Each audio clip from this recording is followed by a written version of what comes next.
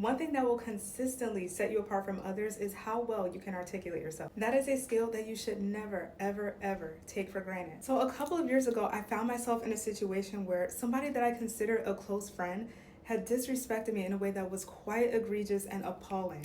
Like, it was wildly disrespectful. At the time, I didn't have the ability to speak up for myself. I couldn't articulate how I was feeling in a way that made sense, yet my mind was constantly racing. I found myself ruminating over this interaction time and time again.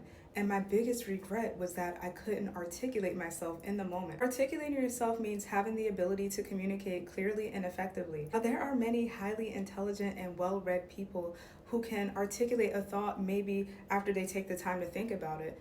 But what about when you're placed in a spontaneous situation?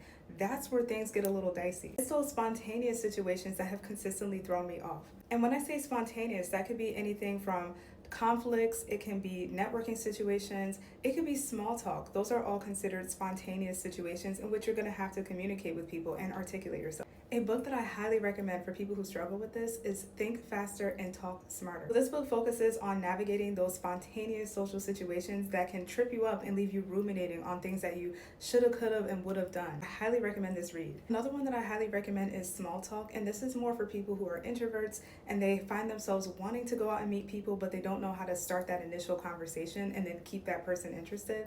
This book really focuses on the psychology behind first interactions. I do recommend this for people who want to put themselves out there, but they don't really know what to say. I also highly recommend taking a public speaking class. I personally took Toastmasters and I absolutely loved it. Last year, you would not catch me talking on social media. I was terrified. You want to really improve your social connections, business opportunities, job opportunities. I highly recommend first learning how to communicate and articulate yourself properly.